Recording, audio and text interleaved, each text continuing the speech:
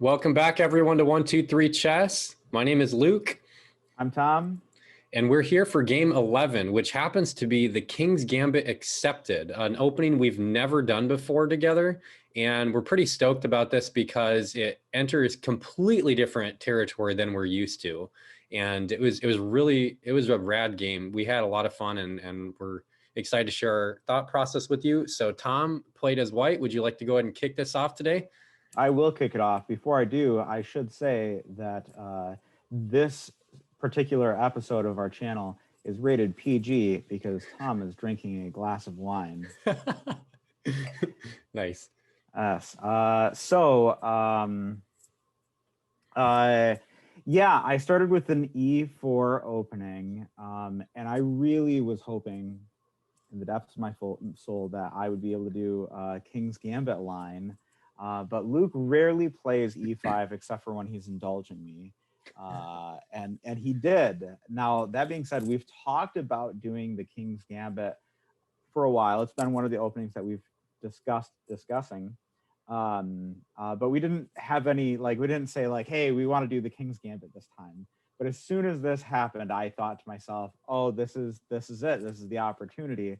I'm going to do it. Now, I actually know, because Luke and I have talked about it in the past, that Luke typically responds, or he did respond. He used to respond with a D5, which is what I traditionally respond with as well. What's the name of that gambit? The Falkbeer counter gambit. Yeah.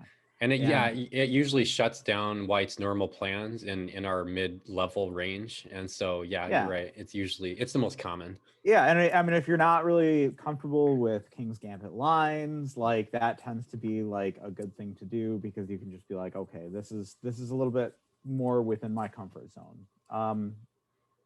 So I was really expecting Luke to play that. But Luke ended up taking the pawn, and so we got to move into a King's Gambit Accepted, which I was super stoked about. I was really excited. In our chat, I'm like, this is happening.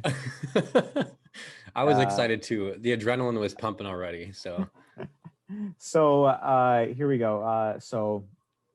I move out my knight.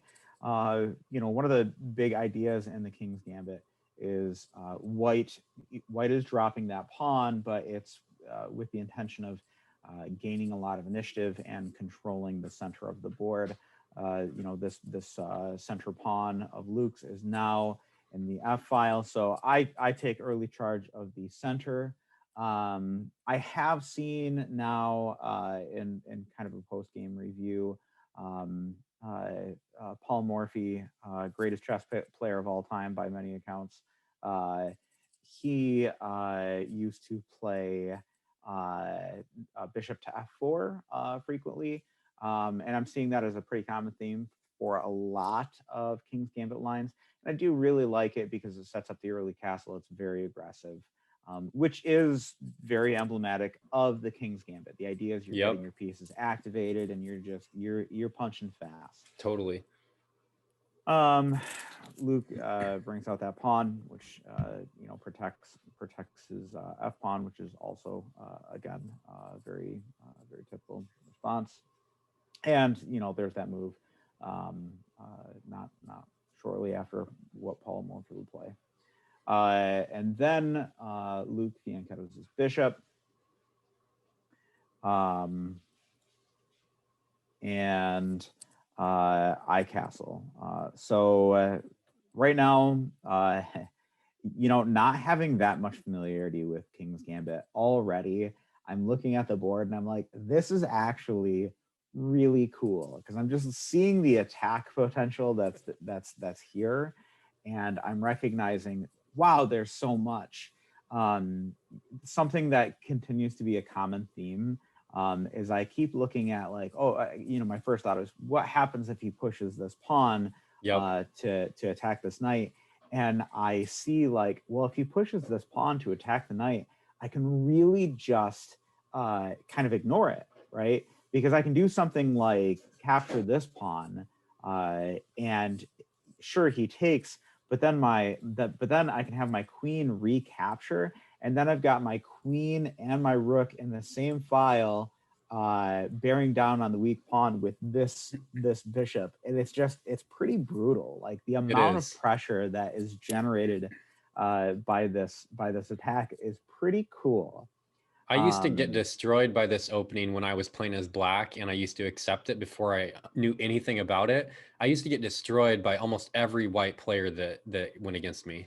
yeah, I mean it would be very easy to, just because like very beginner concepts of chess uh, don't help you a lot, because you're thinking like very beginner, you're thinking to yourself like, oh, like this pawn is worth 1 point and the knight is worth 3 points, so it's best to capture, right? I should capture that knight. When in this case, like it's the amount of tempo that is generated by those captures, by those sacrifices that white makes, that allows for this really swift attack. So, that was something that I was keeping in the back of my mind the whole time.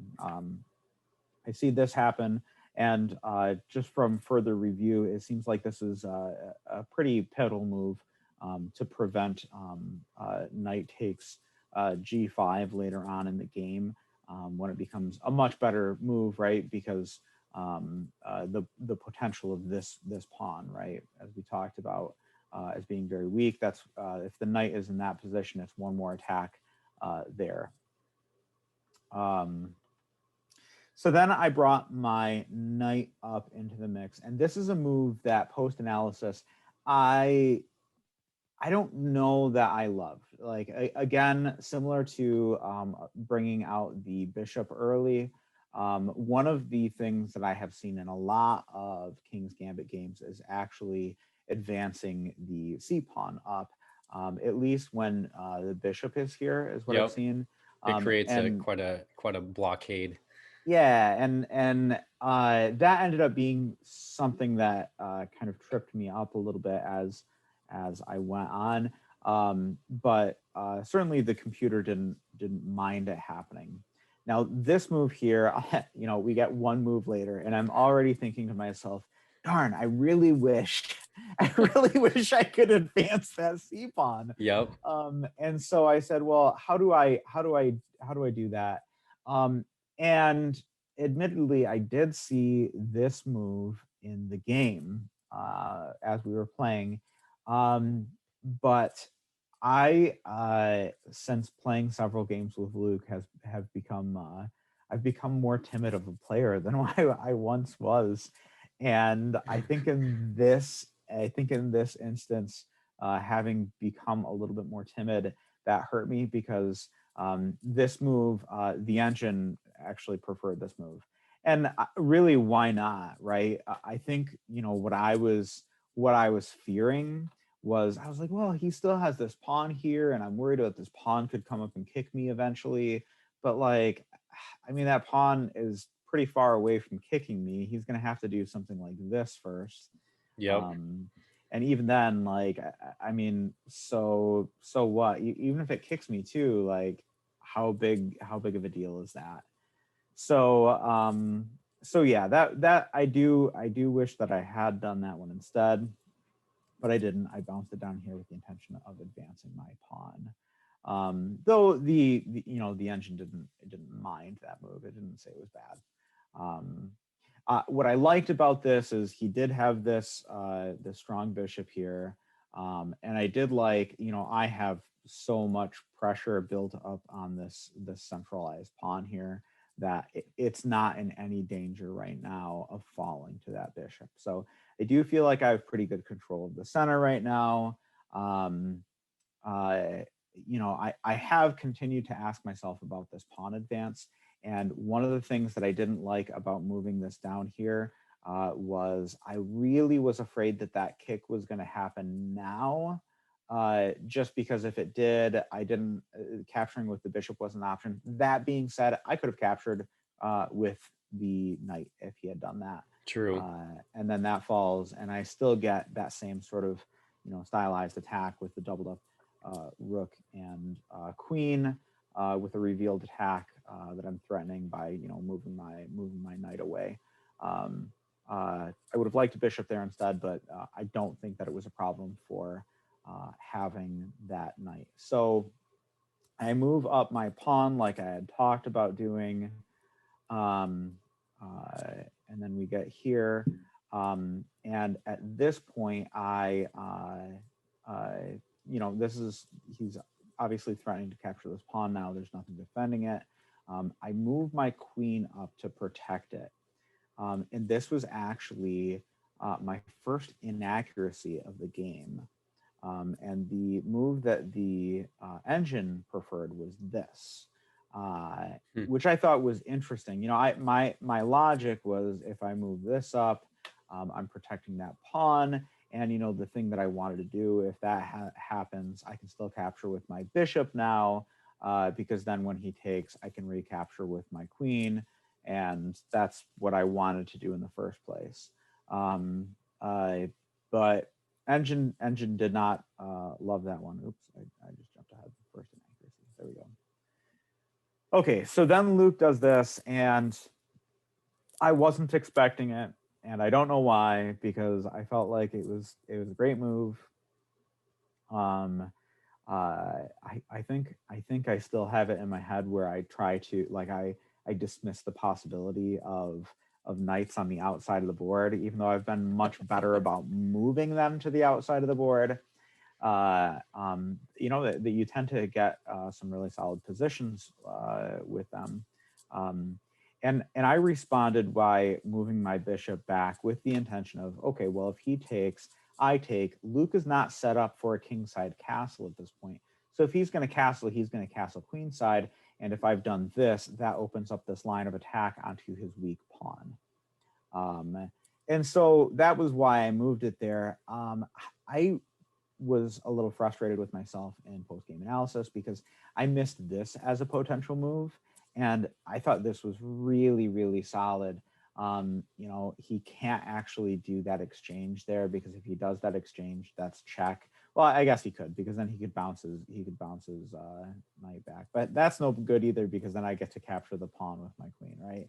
So this is like him recapturing is not good. We did catch this in our first analysis that we discussed last week. And Luke had said that moving the knight over was what he had kind of intended to do had I done that. Which would have, I think that would have been a great move. I think it would have made an interesting game. Regardless, it would have, bumped that knight out of the tricky spot where it was. And we would have gone from there. So yeah, I wish I would have seen that one, but I didn't. I had also considered this too. I think this is why I easily dismissed the move. Mm-hmm. It wasn't actually considering his knight move there. It was him. It was the potential of Luke just advancing that pawn, which no big deal. So what? He advances the pawn. I just got my bishop to safety. He's not capturing it anymore. And that was such a strong bishop that seems really good. Interestingly, like the next one that I was really afraid of was this b5 move, which the computer didn't actually like, which I thought that it might, but the computer didn't like it. The following move that was suggested was actually bringing back the knight into safety all the way back here, which, looking at it, actually that seems like it's pretty sound. The pawn structure for black is just decimated. It looks awful. There's so many holes. Yeah, there's so many holes. And so, if this had been the game that I was going with, I believe when I looked at the analysis bar here, white had like a 1.75 advantage or something like that. And that's after having lost the pawn. So, right. So, had I gotten into this position, I really didn't have anything to worry about. But again, I moved that back there for that purpose. And like I had predicted, he did do a queenside castle, which was setting me up for what I wanted. And so, my next plan is like, I want to push these pawns.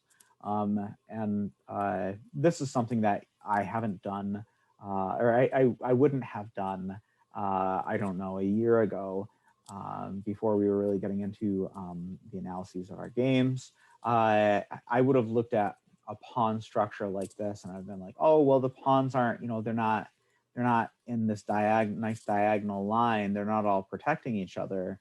But what I really have come to discover is if you have these centralized pawns up here attacking the middle, you get such strong control of the center of the board that Yep. it's really great. It's very aggressive. And so I pushed that pawn with the intention of, I'm kind of setting myself up for this really strong queen side attack now, which is going to be accompanied by a pawn storm. Luke activating another piece, attacking my pawn, which now he has the advantage on e4. And so I see him trying to crack my central grip that I have there. So I've got this move here, which is just sort of an in-between move, kicking off this knight, and forcing that exchange, right? So that exchange gets forced. The A file's opened. Yeah, he obviously did have the option of retreating there, but I was really kind of planning on him taking that at this point. I was excited about the notion of having the open A file and having my rook in control. My rooks are connected in the back too, so I've got this cool line of attack coming on the queen side here. Yeah, I feel like Tom. I feel like most of this game, this position totally underscores this. You had a much more logical, like, sound approach, like way to play. Like, if you look at the board, I don't think anyone would rather have black. You know what I mean? It's just you have more space. You have it's more sensible. It's easier to come up with a plan because now you have an open file. Whereas I don't even know what I have. Yeah, the plan is really clear. I mean, but the thing that has been sacrificed is the material advantage, right? So because I still have not recovered that lost pawn at this point in time in the game. Yep. But yeah, I mean, I've sacrificed that pawn for this really fast, really like strong position. It's a fast attack. So Luke moves this pawn forward to make it so I can't just capture it, right? Because that's a hanging pawn. And then likewise, I move my knight up here to take care of this hanging pawn, which he had started threatening a few moves ago when he moved that knight up. But there were more imminent threats to deal with than the capture of that pawn up until this point. So here we are. And then Luke does this. And at this point in the analysis bar, I believe actually it had me ahead. It had white ahead by over a point, Yep. which is a pretty big deal, again, considering that I am down a pawn. And this G4 was a mistake. Luke is probably going to go into more detail as to why that was a mistake, but I didn't really explore it too much. But that happened, and it sets me up for doing exactly what I'm doing. And this has been a theme in so many of our analyses and our games that I don't know why it hasn't sunk in yet. But again, I had this plan, right? I have this beautiful king side attack, queen side attack set up. And so, my next plan of attack, I got to march this pawn down because he can't really capture it very well because, this is devastating. That's a devastating line for him or against him. And so, which actually I thought was pretty sensible as to why he moved his bishop down there. Because it does give a retreat square for the king. But at this point in time, I see this happen, and I'm afraid of this capture, because when this capture happens, then I'm thinking, okay, well, if he captures, I'm capturing with what? My pawn? I feel like my king's really exposed here. Well, something that I didn't really recognize, but I have seen as kind of a common theme in King's Gambit lines is actually exposing your king is pretty normal. Yeah, it's weird. It's so hard to calculate sometimes because it's like, wait, what? Yeah, white ends up leaving his king exposed quite a bit in a lot of King's Gambit lines. I didn't want to recapture with my queen, and I didn't want to recapture with my rook because, again, my rook was connected in this back row and it was set up for this beautiful attack on the side. The idea of capturing with the pawn, it was just like, no, you're not supposed to do that because that opens up your king way too much. However, if you just kind of like look at the board, one of the cool things about recapturing with this pawn is I've neutralized this attack, right? Because now he can't capture because I can just capture. I can just capture with my F pawn.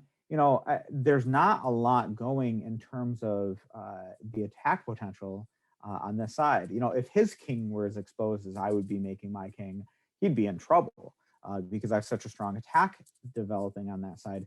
But on this side of the board, he's got nothing because he's blocked in by these pawns. Like maybe he could do some pawn storm, but that's going to take a while to really get going. Yep.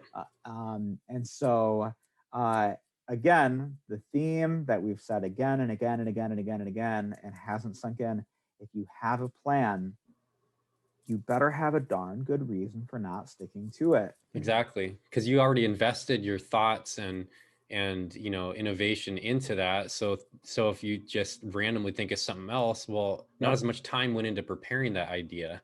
Yep. And so what do? I say, okay, I'm going to jump down there. Now it looks horrible. And I knew it was going to look horrible when I did it because it disconnects these rooks, which was such a great thing going for me. My idea is it's a 2-move thing. I want to get it there and then I want to get it there. And I feel like that's an okay spot. It can help with this attack, but it's just way too slow. It's way too slow. So bad, in fact, that the book identifies it as being a blunder. And so Luke does this, which is really showing why it was a blunder, because now I can't defend that pawn. It's going to fall. That E pawn is now going to fall. That being said, I followed through with my plan. And it does fall. Now, at this point in time, I knew I was in trouble. I knew I was in trouble at this point. But I said, okay, I've invested everything I have into this queenside attack. So I need to do the best that I can to commit to it and make something happen here. So I start following through with this attack. I was really hoping at this point in time, Luke was going to take my bishop. That's staring at my pawn chain? No way. No, he takes the right piece, which that knight was really well positioned because it allowed me to be able to jump up and attack his queen. It had the potential of scooping up this pawn after it advanced. It had a lot going for it. So this ends up happening. And then he gets his queen down here into the mix. And, my queen doesn't have any defenders at this point in time.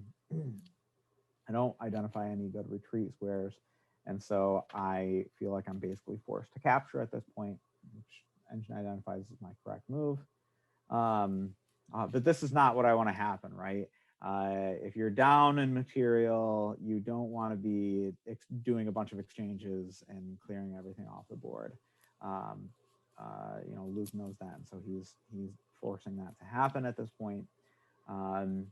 I again say I gotta get something going.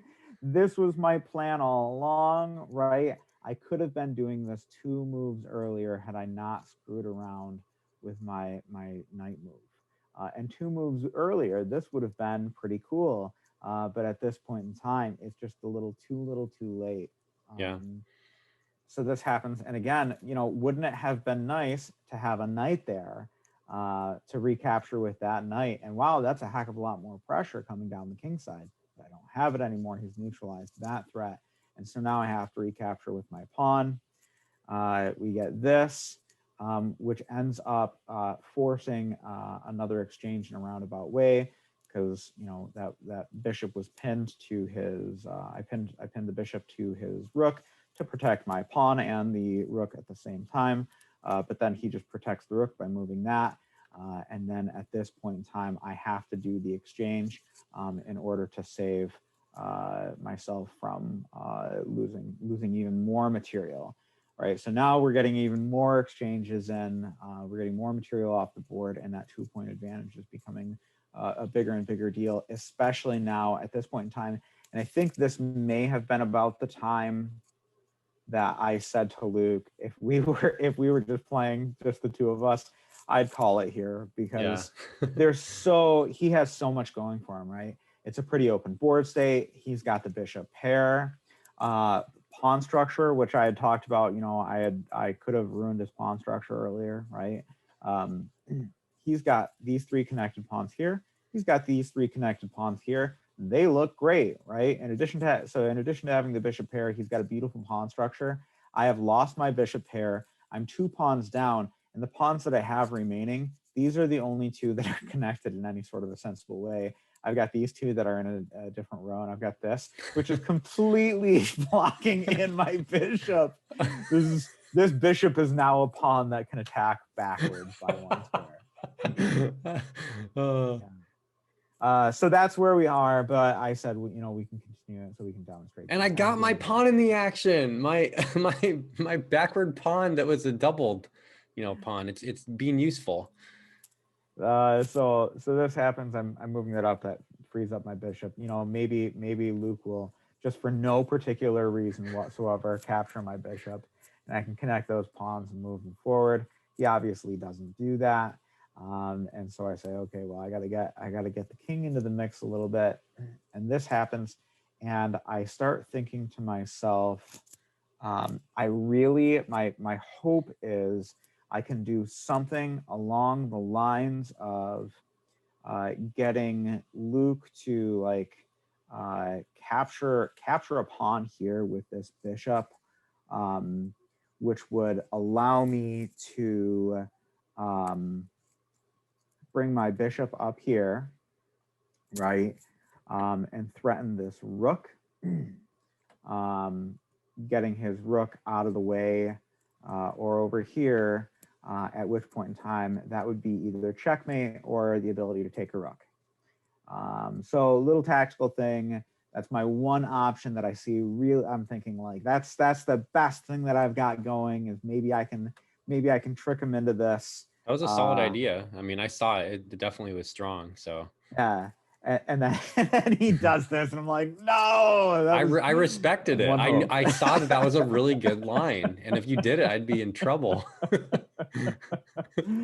Once that king is there, though, I looked at the board, and it was like, I don't have anything that I see. I see nothing, and so just for the sake of my own sanity, I said, okay, I'm just going to clear up some space on this board and force this into an end game so we can get the misery over with. So now we are trading off pieces. He ends up gaining 1 more pawn advantage, which isn't surprising. Those pawns were so horribly defended. And then if we look at this, now he's got 4 pawns defended over here. I have 0 pawns connected. And so now it's just a matter of his attack, trades off the rooks. These start coming down, still maintaining that pair. And then here, just to give you some sense to this pawn move, my thought is here, my only out anymore is to force a stalemate by Luke not paying attention, right? And so moving my pawn up there, my hope is he's going to capture that pawn, and then maybe I can do something like I don't know. I was going to say here and there, but that's still not stalemate. But through the process of these pawns, right, these pawn moves, like maybe force him into a position where he's left me with no legal moves. So he moves that, completely ignoring my pawn. Obviously just trying to get that queen. And so one more time, like, okay, maybe he'll take that pawn. He does, but now it's just trouble. And then there's the checkmate.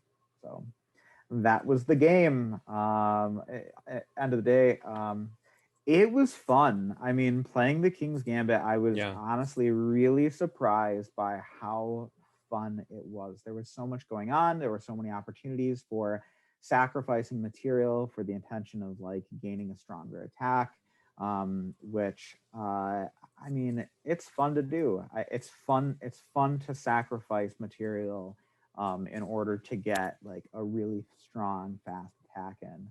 Yeah. Because it's not something that you can always do with all of your stuff. And yeah, So I definitely enjoyed it. what was your some takeaways from this game, Tom? So I'm gonna say the takeaway number one, which is the same takeaway that we've said in like half of our games, is if you have a plan, you better have a darn good reason not to stick with it. I would say other takeaway. I mean, I definitely got it from the post game analysis and from your play. Is the power of moving that pawn if you are playing in King's Gambit accepted lines. Uh, uh, yeah, I think those are probably the big ones. I mean, definitely some of like the earlier structural work over here, moving that pawn instead of moving the knight and maybe moving the bishop out a little bit earlier. Yeah, I would say those were the big ones. I mean, this was a tough one, right? Moving the bishop up because I feel like that's just it's recognizing those attacks, and maybe I can dare I give this to myself is maybe I should not maybe I should allow myself to not quite be as timid, which is hard to say because in the past, I mean, if you guys have been watching, following along for a long time, one of my first things was like I have to avoid attack. Yep. Because that was where I really started out. But that being said, I mean I really have gotten pretty good about avoiding just attack. Yeah, you have. So that's where I've seen a lot of improvement in my game. And if I'm sacrificing some of those opportunities, I think it might be time to start to reevaluate, how far I've gone with a little bit more safe strategies, right?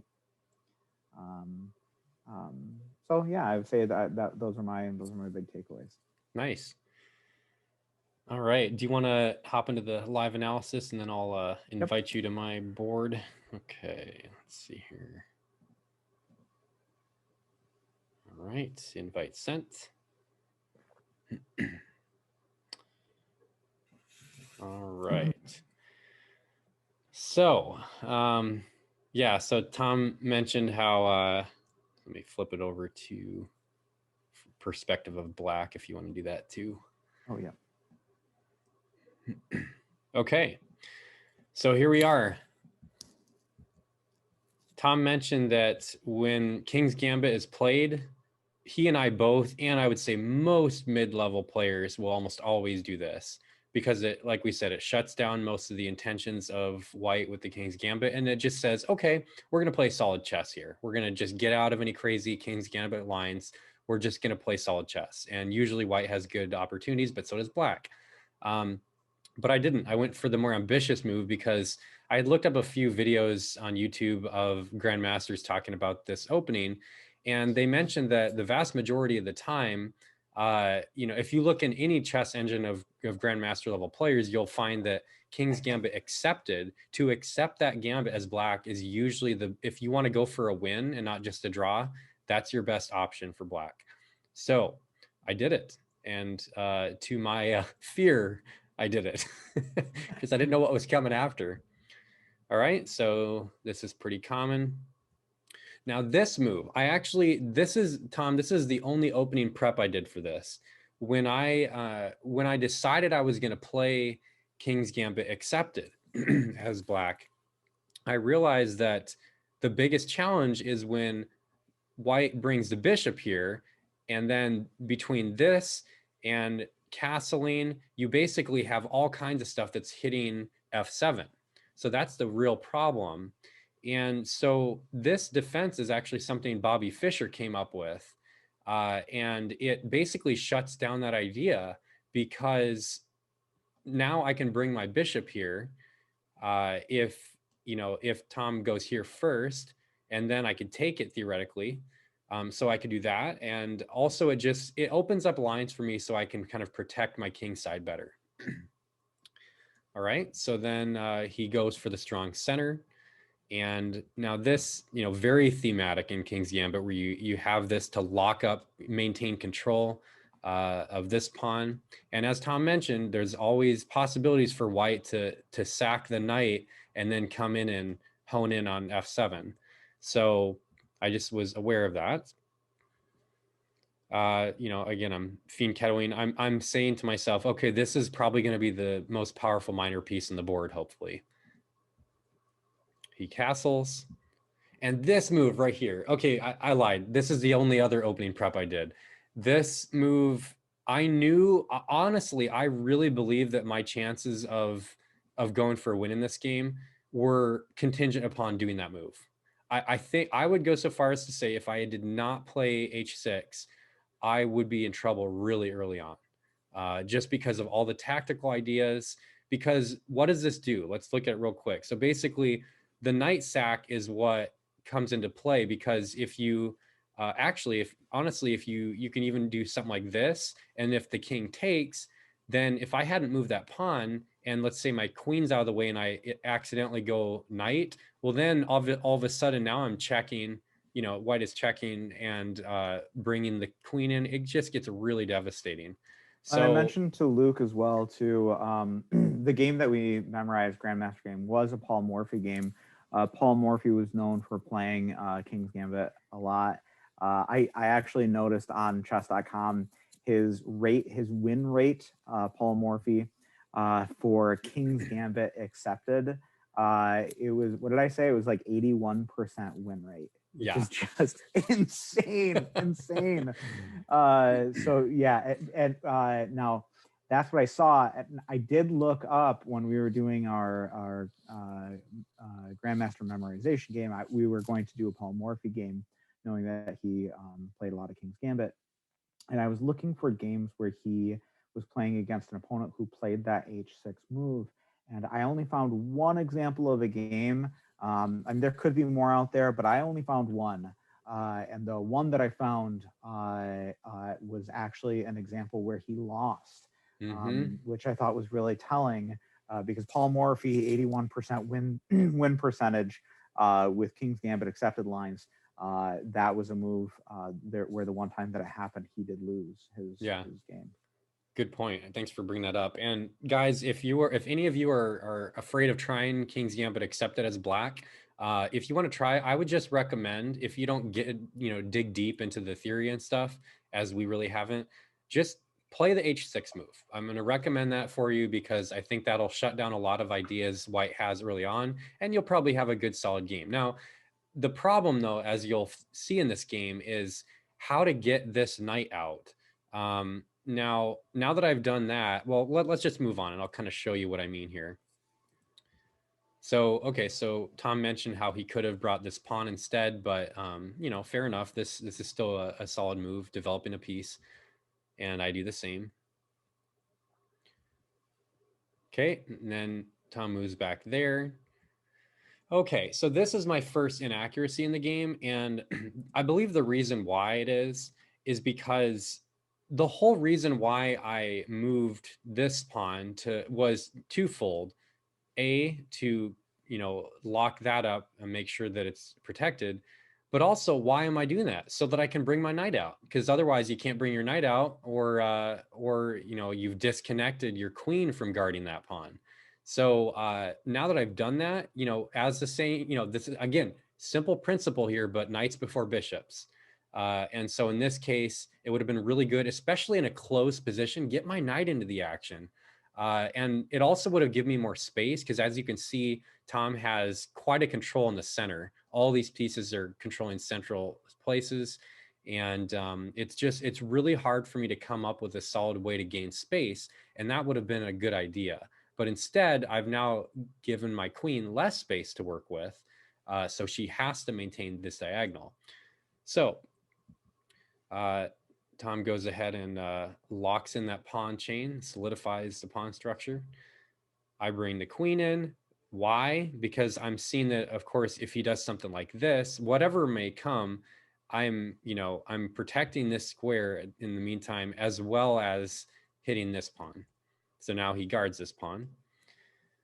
All right. So at this point, I go here. Now, Tom mentioned that, he wasn't expecting this move. And, it had a general principle, that is, I want to take out his bishop so I can have the bishop pair. But let's think about this for a second. Are the bishops really better than the knights here? Now, I know that bishop in particular is the scary one because it's aimed right here. But let's say I castle, which will happen possibly in the next few moves. How scary really is that bishop? And the reason why I'm saying that is because I knew if it was me, if I was Tom, I would certainly bring this guy back. That way it'll open up the file for the rook.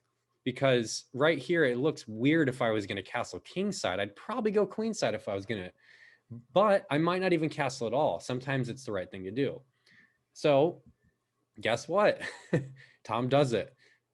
Solid move because it's a positional reason that's very sound. He's going to open up that file. So I decide I'm going to wait. I'm like, I can take it if he wants. If he wants to spend another temple to move back there, fine. Okay. So now he goes here. And at this point, obviously, I'm really respecting his control in the center and realizing I have to find counterplay soon or I'm going to get locked in.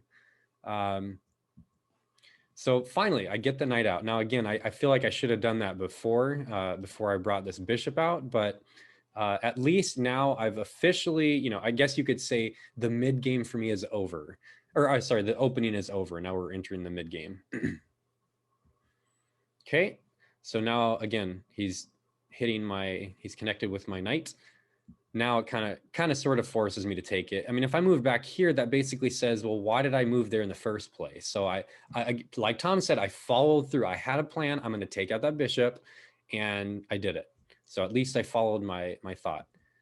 And as you can imagine, this looks really scary because, well, this is the problem with a queenside castle as opposed to a kingside. Namely, the king would like to be here, and it takes a tempo to move him over to protect there. So I did what any, mid-level player, sensible person would do. I decided I'm going to, put a pawn there. The problem with that is you can see that in 2 moves, Tom is already connected with my pawn, and it helps out his pawn structure, but more importantly, it just blasts open my queen side and is really, really fast attack.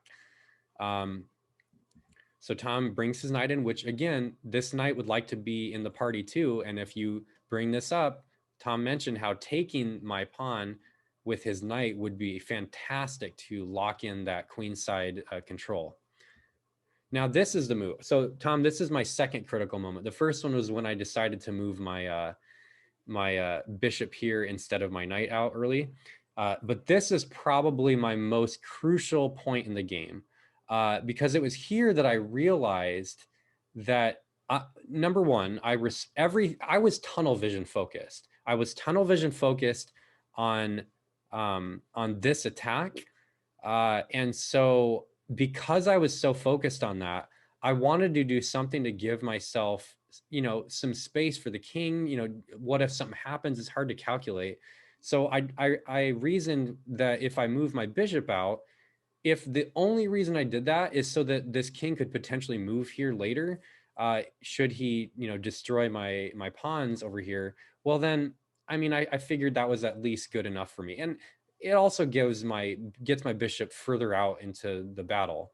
The problem is, as Tom mentioned, I did realize, let me make it clear, I didn't move there so that I could take his knight, because we all know if I took his knight and then he takes with his pawn, well then, he's basically just like solidified this pawn, which this is the weakest part of the center for me. So if I can somehow coordinate my pieces to maintain and increase pressure on here, perhaps that is where I can break through, because I don't see any other possibilities.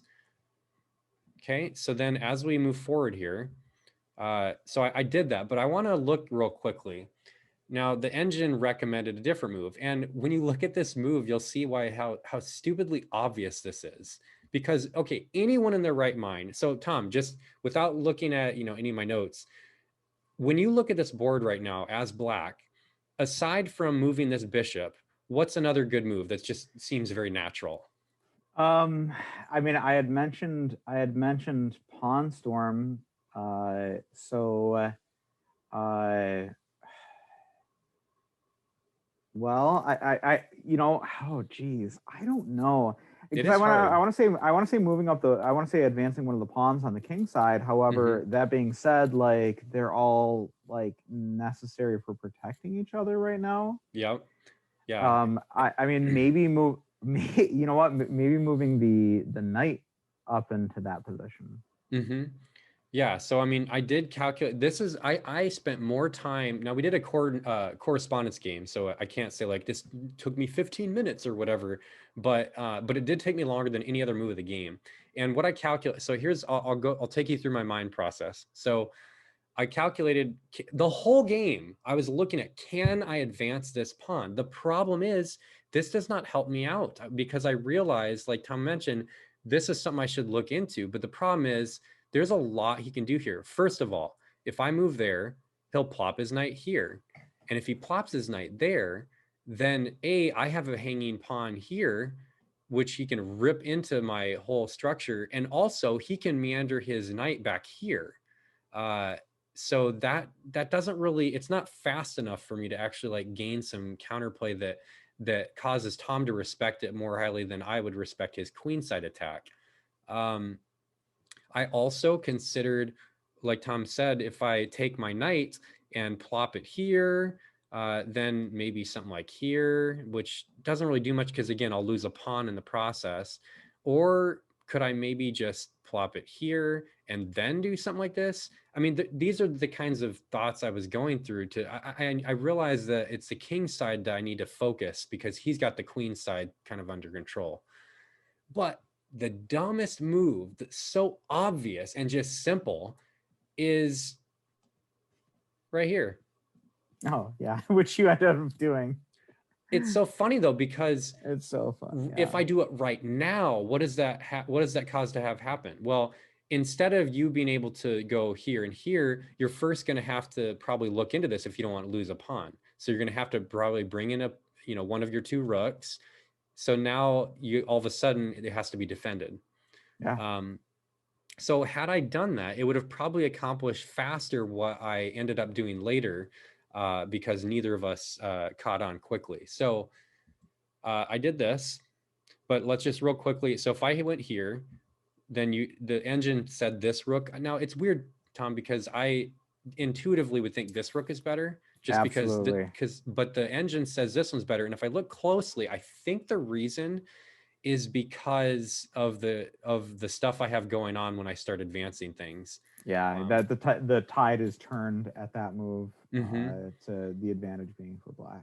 But we've mentioned this, you guys, on our channel before, how sometimes it's hard to know which rook to move. I remember closely we mentioned that on our English game, uh, that like, which rook do I move? It's a challenge sometimes. So either way, rook comes in. So then I'm kind of going with best line of play based on the engine analysis. Yeah. So now all of a sudden, look at this. I got 1, 2, 3, 4 pieces hitting it. And he's got how many defenders? 1, 2, 3. So I can break. But obviously, well, you're not going to allow me to do that. The engine says this is the best move, but again, I just come back here. I'm like, okay, I just accomplished what I wanted to do. He doesn't have a pawn trio. And now all of a sudden, this bishop has become really powerful right here, because now it's all of a sudden things are opening up that weren't there before. So then you might ask, okay, well, fair enough, Luke, but what if instead I move this pawn? So after this move, what if you go here? Well, this is kind of a facade. It's kind of it's an illusion because it seems like it could be good, but the problem is there's a pin that opens up, right? Yep. So maybe like, some of you guys, if you're looking like one move ahead and you're not used to kind of delving into, okay, let's see if I do this and this, what will the board look like? That could have looked good. But then after this kind of thing, it gets pretty ugly. And you can't really take here because the queen's gone. And furthermore, now I have a space for my queen, and I'm also going to take I mean, it's really, really not good for white. And so this would be best lines of play if that that pawn was advanced instead of this one. Anything you want to add to that, Tom? Oh, only kind of. I don't know if you want to do it here after you finish with all of this, because it's funny that you did best lines of play there, because after you moved your bishop to g4, I ended up doing best lines of play from there to. Oh, really? Yeah, I did. I went like 7 moves ahead, best lines of play, because I was like, the engine had identified in the analysis that I was much higher. Yeah. I was like, so this attack has got to be substantial. There's got to be something here. Yeah. And so I wanted to see like where the engine wanted it to go, and so I did a very similar thing. It's so right here, one move away. Yeah. So show me what happens after I go here.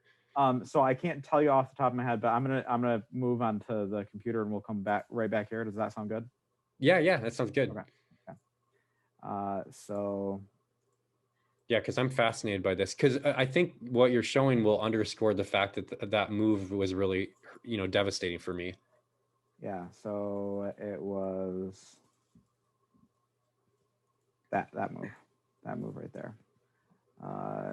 So in the analysis, so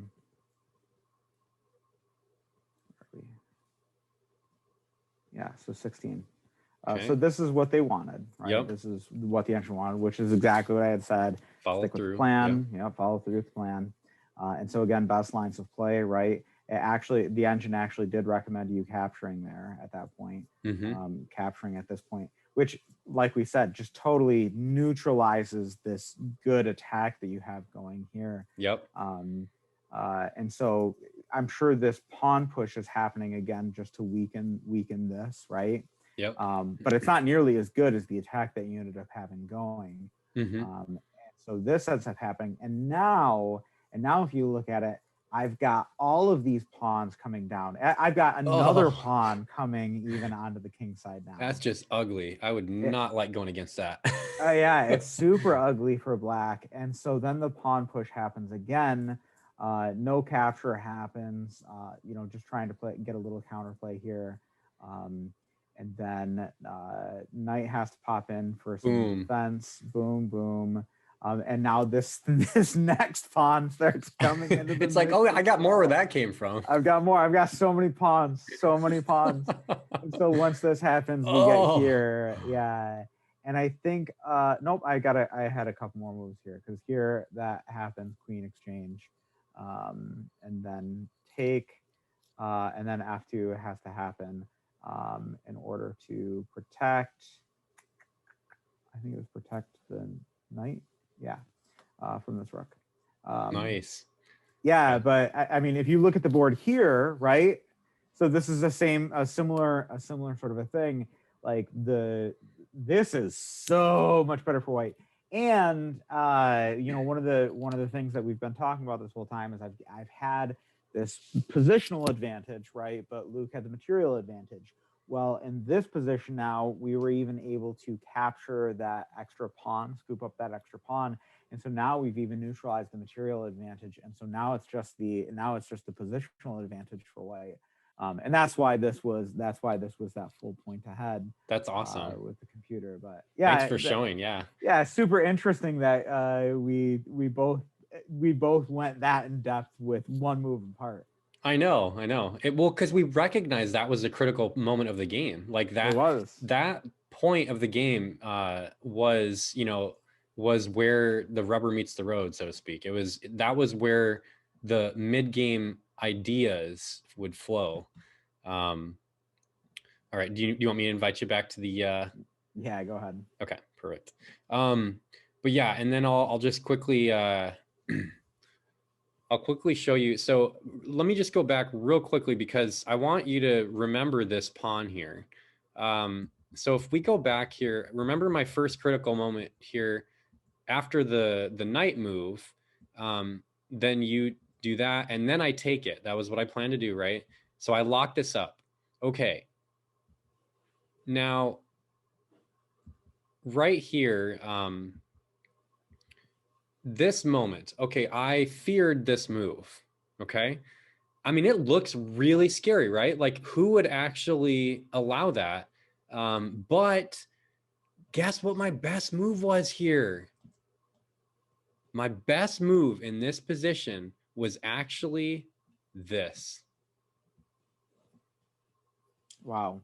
Yeah, so that capitalizes on the fact that it's like, okay, you got an attack going. Well, that's okay. I'm gonna if you there's a saying that if your opponent is attacking on the flank or on the side, then attack the middle. If their opponent is attacking in the middle, then attack the flank. So therefore, this follows that principle. And now let's look at what could happen because take, and this obviously is checkmate right here, right? So, but then I thought, okay, well, what if I go here? No, no, no. The best move is this. What? Isn't that crazy? And That is so crazy. But I had to share this because I think for our viewers and us alike, it really helps to show like how, okay, when you look at this closely, what can black do, or sorry, what can white do to end this? Because the queen is being attacked. Queen has to exchange, basically. This is no longer, a checkmate. And now I have a bishop exactly where I need it to be, protecting this square. So this is what happens with best moves. You don't want to exchange. And this is weird too, because you're allowing this because the queen side attack is so strong that you want to keep the queen on the board. But this is crazy stuff. This is the last line like this I'll show you. But so now, and these are all best moves, by the way. I mean, you can't make this stuff up. Look at this. And so right here, the evaluation shows black at 4 points better. Well, the reason why is there's 2 rooks on this column attacking the king, and 1 bishop has neutralized both of them. Wow. And I don't think, now correct me if I'm wrong, Tom, I would guess that you, like me, would never think that advancing this pawn up would be the right way to go. No, that looks so strange. It does.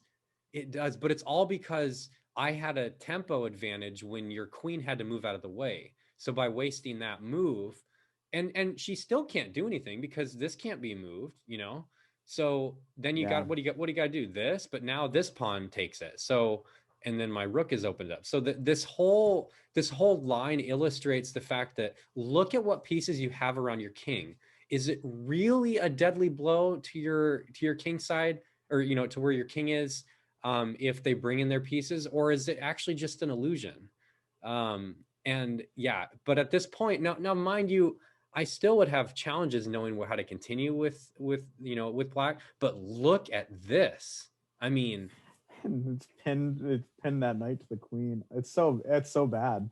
Yeah. And the knights, my knights in this position are defending each other, and that's something else that you want to avoid is you don't want your knights defending each other. Yep. Oh, it's so bad. That looks horrible for white. But I mean, you see why I had to share this though, because like this bishop, like look at my bishops are owning the board right now, and one is like as powerful as 2 rooks. And then the other one is pinning a knight to the queen. I mean, and this is a little emblematic too of something that I've seen about more recent developments in modern chess theory. Has to do with ignoring attacks on your king in favor of attacks yourself. Yeah, counterplay. Yeah, because you rely on the pieces that are around your king to be able to protect your king, and that's exactly what has happened here, right? Yeah. You have a couple pieces around your king, and you're relying on those couple of pieces to be able to do their job and put up a strong defense against the assault that's coming on the Yeah. king. So anyway, I had to share that because it was just so interesting. Okay, so now we're back here. So we continue with this. Okay, and and yeah, this is really the spot where. So I mentioned how I should have, instead of moving the bishop there, I should have moved the rook, because then I'd have three pieces. It would force him to have to now guard instead of being on the attack. But that didn't happen. So and so now I bring it in. Now I have three pieces hitting here. So, and as Tom already mentioned, this was the turning point of the game. Had Tom not moved the knight back here, I think this could have gone either way, and I think he probably would have taken the game. However, that one move was so crazy because it disconnecting those rooks, and the reason why okay, it's not just like this theoretical disconnecting of rooks. Like, no, let's get it tangible here. What it's doing is it's causing Tom to have to take another move before he can have a piece guarding here to help. So it's that by disconnecting the rooks, neither rook can hop there. So that's the reason why disconnecting rooks is bad here, is because this pawn is under attack and I have more pieces hitting it than he has defending. So that's the reason why. So then, we get here, and this moment, Tom, I was really proud of myself at this point. And I feel like back in the day, even a few months ago, I probably would have taken the bishop. I really would have, because I'd be like, oh, look, I got a bishop and I'm hitting a rook. That's awesome. But then it's like, wait. That diffuses when the queen takes it. So then, like, why is that? That's not hitting a rook. And that doesn't do anything because this knight is so powerful. It can harass my queen and hop into the attack. So I instantly, as soon as I saw that, I'm like, I mean, I could breathe now. This whole time had led to this moment where once that knight was gone, I knew I had a chance. And then we do this force of, I was able to find a forcing line, and I had to be careful. I had to be really careful. But when all was said and done, this pawn, I just loved that pawn there, finally guarding my bishop. So yeah, and then we kind of get to this end game point, which fair enough. I could have moved this pawn and started to advance it earlier, but I had to play it safe and have everything look pretty. So, but yeah, okay. So takeaways for me: number one, when you're doing the queen's or the king's gambit, I mentioned how this move right here is really crucial, especially if you're not going to do that, you better stinking know what plan of attack you're going to have. Like, how are you going to prevent your whole king side from getting destroyed if you don't lock up and protect the pawn with a pawn? Because you got to get your knight in the action, and that'll disconnect the queen from protecting it. So that was takeaway number one, is that helped me out. Takeaway number two is knights are better than bishops in a closed game. This was a closed game. What does closed mean? It means that there's no open files in the middle. So because of that, it means that this point, instead of doing my bishop, if I had gone knight first, that one thing alone, now I'm hitting this pawn, right? So how is he going to defend it? Well, he's going to have to move back here or move back here or move his queen there, which I'd kind of like now that I have two knights there to potentially harass her. So I really feel if I had moved my knight here first, okay, spoiler alert, next time we play this, Tom, I'm probably going to move my knight there first because I feel like it's a lot better. That's okay. Next time we play this, I'm not going to have my knight there. Yeah. So, and then my final takeaway is when you're looking at an attack, don't allow your emotions to get afraid of that attack and fail to see the protections around your king that are already there. Like Tom already mentioned, when we get to this point and I take the bishop, this looks super scary. But if I just look closely and see, okay, who do I have around my king? I have a bishop. Okay. I can move the bishop here. He can control that diagonal. If I move this pawn. Also, I can be owning the tempo if I take this pawn. So now his queen is there, and now he has a hanging knight. So though all those things together could help me formulate a plan and realize that his attack is just not fast enough when I have my pieces protecting. And I think that's about it. It was, like Tom said, it was so exciting. This game was very instructive for both of us, and it showed us the options that are out there and openings we'd never played before. And dare I say, Falkbeer counter Gambit, your history. I mean, like, man, this is so much more exciting for both black and white. And I think that I don't think I'm gonna go back. I was gonna prepare like a teaching thing on the Falkbeer, but I like this better now. Absolutely a more fun game to play than Faulkner Counter Gambit. Yeah. So, well, should we do our Grandmaster game? Yeah, let's see. We didn't review it, so That's let's true. This is completely. All right, you guys are here with us. We're doing this in real time. So. All right, here we go.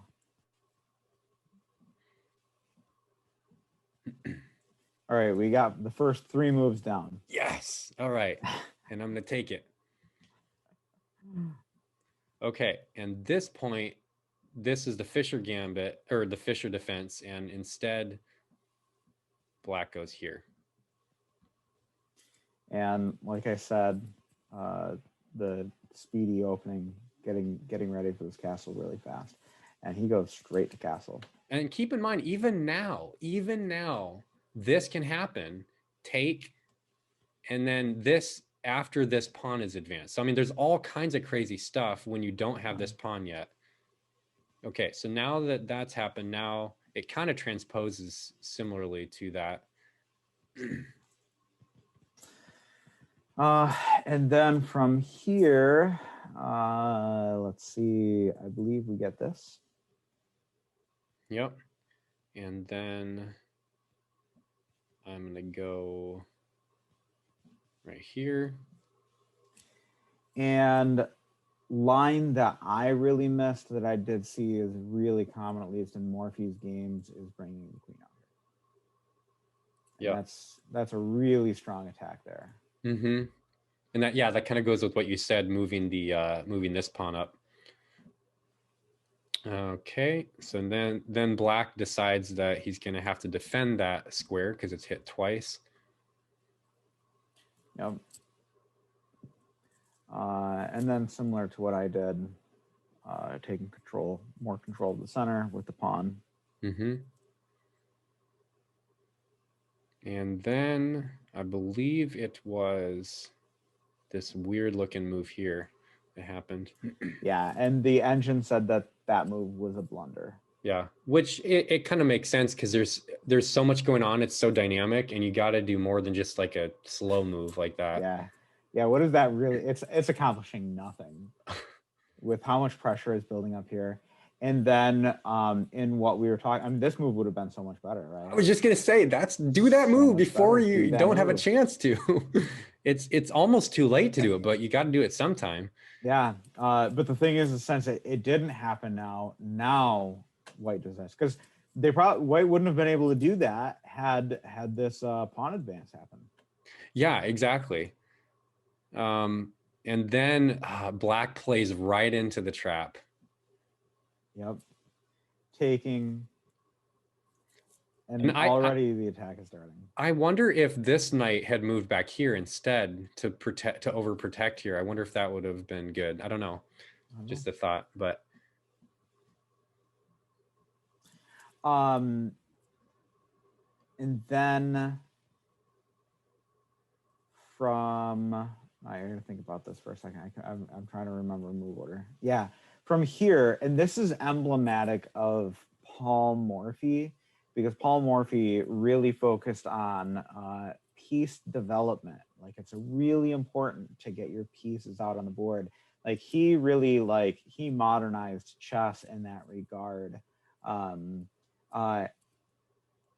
If it were me still, like, that would, of course, right? Mm-hmm. Take that's the piece, clean it up. But again, this in-between move here. Yep. You mobilize that bishop and activate the rook more, right? Mm-hmm. while getting an attack in on the queen. Yeah, and you can still mop up this this knight here. So Yep. and so now, well, what does black do? Well, obviously the queen's under attack, so now you got to move it back. And then Now it gets taken. Taking the piece.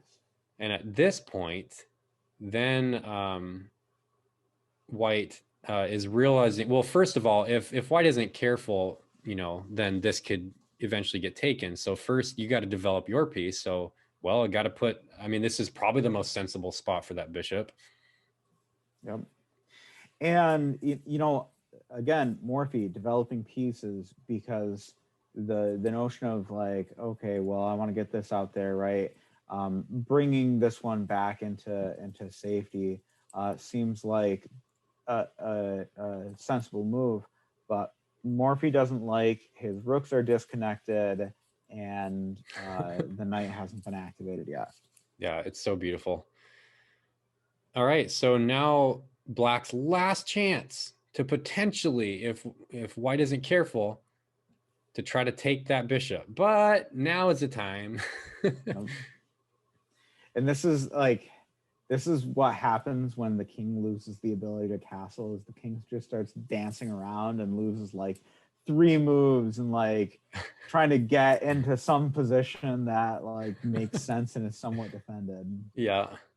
So this is looking pretty ugly. It honestly, you know, back in the day, this position for white, it wouldn't have looked like too scary for me, you know, just because it's hard to recognize how bad of a threat this is when there's no immediate, like, I can't see like, oh, go there and then you're, you know, in check or something. Yeah. But as we'll see, everything's just bottlenecked. Like it's, and so black ends up going here to try to make some space. And there's an extra, you know, there's this, I think was an accuracy or a mistake by Paul Morphy, but even so, once this happens, he still got an extra pawn out of it. And something neat too is like black has no ability to castle anymore. Right. I mean, even like not a real castle, not a true castle, but just defending the king by sticking him in that corner. That's out of that's out of the realm of possibility now. And black's best move here was this, which makes sense because then you're forcing the queen out of there. But black did probably the worst move of the game, I think, and that was this one. Well, okay, I don't even get it. In my opinion, it was. I think the reason why is because I'm guessing is because now that pawn, if this rook wanted to move, then that pawn can't be attacked by the queen. But that's so dumb because this square now can be used for checking the king. Yeah, and this I thought was one of the coolest moves in the game. Yeah, so weird.